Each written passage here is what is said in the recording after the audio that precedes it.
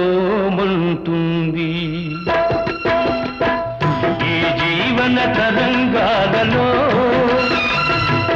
ఆ దేవుని చదరంగంలో ఎవరికి ఎవరు సొంతం ఎంతవరకి బంధము